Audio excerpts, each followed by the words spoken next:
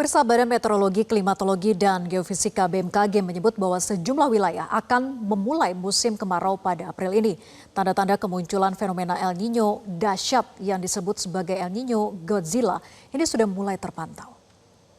Ya, jadi saat ini di sebagian besar wilayah Indonesia sedang mengalami transisi. Kita sedang beralih dari musim hujan menuju musim kemarau. Beberapa daerah sudah cukup persisten kondisi keringnya, tetapi di mayoritas wilayah Indonesia masih terdapat hujan spot-spot di sana-sini dan kecenderungannya adalah di sore hari. Jadi sesuai dengan rilis perakiraan musim kemarau yang dirilis oleh BMKG pada bulan yang lalu, saat ini BMKG memprediksikan ada peluang 50 hingga 60% kejadian El Nino pasca semester kedua dengan kategori El Nino lemah hingga El Nino moderat, dan tentunya kondisi ini kami monitor terus secara kontinu dan kami infokan kepada masyarakat. Pemirsa, lalu apa itu El Nino Godzilla? Selengkapnya akan disampaikan oleh Prihadi. Silakan Prihadi. Baik, terima kasih Vera. Godzilla, satu kata yang tiba-tiba viral di media sosial dan langsung membuat banyak orang bertanya-tanya. Sebesar apa sih ancaman ini? Tapi BMKG sudah meluruskannya. Istilah Godzilla tidak ada dalam Hasanah Klimatologi resmi dunia. Yang ada adalah fakta ini. Kemarau panjang 2026 sudah pasti datang. El Nino masih 50 hingga 60% kemungkinannya. Dan di balik semua itu, laut kita menyiapkan paradoks yang mengejutkan. Seberapa siap kita? Kita ke grafik yang pertama, pemirsa.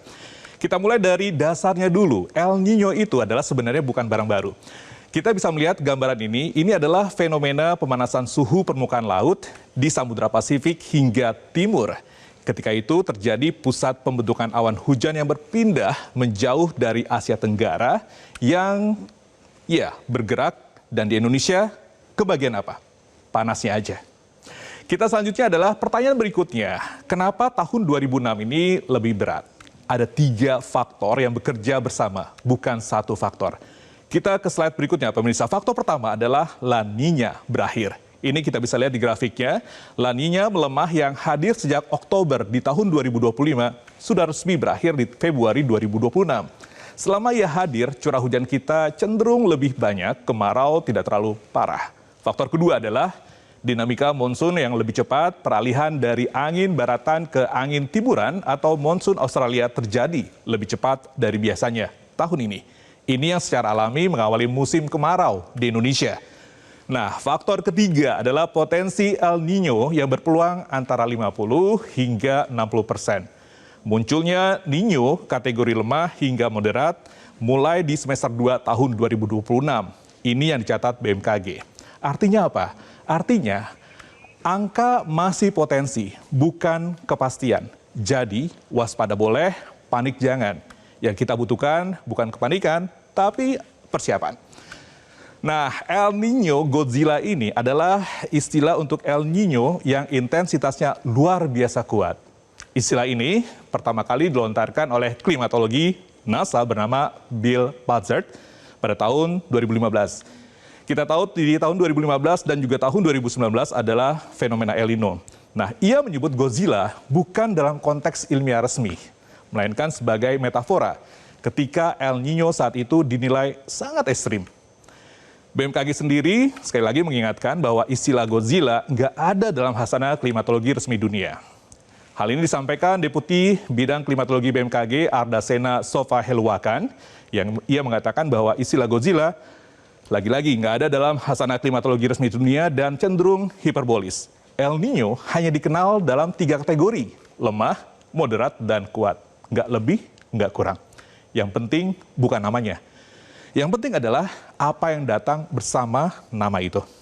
Baik, sekarang kita masuk ke bagian yang paling penting. Apa aja dampaknya? BNPB dan BMKG sudah mengidentifikasi setidaknya ada 4 ancaman besar yang bisa muncul bersamaan. Yang pertama adalah kekeringan ekstrim. Ini yang paling langsung kita rasakan, terutama di wilayah yang memang rawan kering. Yang kedua, krisis air bersih. Ketika sumber air mengering, bukan cuma soal mandi atau masak. Ini soal air minum, sanitasi, dan kesehatan masyarakat. Nah, yang ketiga apa? Yang ketiga bisa Anda lihat kebakaran hutan dan lahan. Kondisi kering yang panjang adalah bahan bakar sempurna bagi api. Kita sudah berkali-kali menyaksikan kabut asap menutup langit Kalimantan dan Sumatera dan itu bisa saja terulang kembali. Nah, yang keempat adalah gagal panen. Petani kita adalah yang paling rentan. Tanpa hujan, tanpa irigasi yang cukup, produksi pangan bisa terpukul keras. Tapi apakah kita benar-benar akan kekurangan makan? Jawabannya lebih kompleks dari yang dikira dan lebih melegakan dari yang diberitakan. Kita bahas di slide berikutnya, pemirsa. Pertanyaan yang paling sering tadi di atas saya sampaikan bahwa yang muncul di benak masyarakat, kalau El Nino Godzilla beneran datang, apakah kita akan kekurangan makan? Jawaban singkatnya adalah enggak. Tapi ada syaratnya, dan syaratnya adalah kesiapan yang sudah mulai dikerjakan dari sekarang. Pemerintah melalui Badan Pangan Nasional sudah menyiapkan cadangan pangan pemerintah atau CPP sebagai instrumen utama menghadapi ancaman ini. Stok beras atau stok beras di gudang Bulog per 25 Maret 2026 sudah mencapai 4,08 juta ton. Naik 77,8% dibandingkan periode yang lama atau periode yang sama tahun lalu. Hal tersebut disampaikan Menteri Pertanian yang juga Kepala Bappenas, Andi Amran Sulaiman. Bahkan ia mengatakan jika stok cadangan cukup untuk 10 bulan ke depan. Tapi ada satu hal yang perlu kita ingat, tapi soal siapa yang bisa menjangkaunya. Ini soal distribusi. Ingat, ini soal distribusi. Lalu apa langkah aksi pemerintah?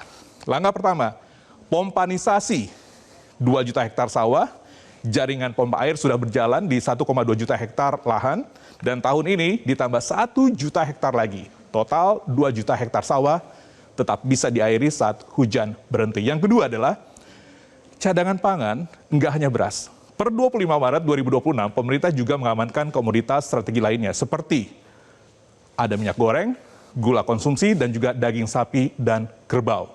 Masyarakat di stok di gudang ini tidak akan diam. Disalurkan melalui bantuan pangan dan gerakan pangan murah. Langsung ke tangan yang paling membutuhkan. Anda bisa melihat ini di grafik selanjutnya. Jadi, pompanisasi sudah berjalan, stok sudah ditebalkan, distribusi sudah dirancang, dan itulah satu-satunya cara kita memutus siklus yang sama yang terus berulang. Oke. Langkah berikutnya adalah kita bisa melihat bahwa di tengah semua ancaman El Nino Godzilla, ada paradoks yang sedang terjadi di laut kita. Kita ke slide berikutnya. Kita akan tunjukkan visual bagaimana ketika El Nino bekerja.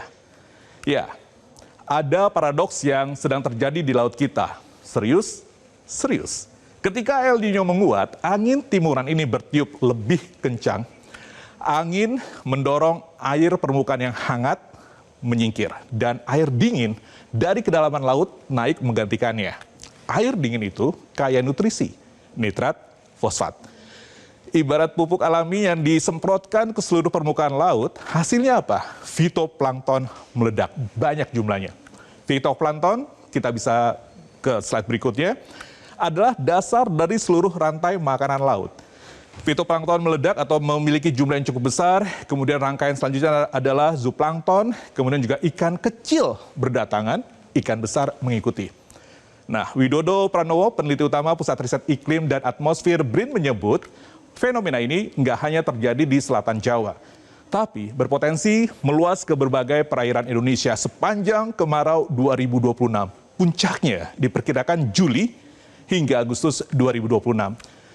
Tapi ingat satu hal, ikan memang sedang melimpah, tapi kelimpahan itu nggak datang seketika. Ada jeda 1 hingga 2 bulan setelah upwelling terjadi. Sebelum ikan benar-benar memenuhi perairan, dan satu hal lagi yang juga harus jadi perhatian, El Nino juga berarti gelombang tinggi dan angin kencang.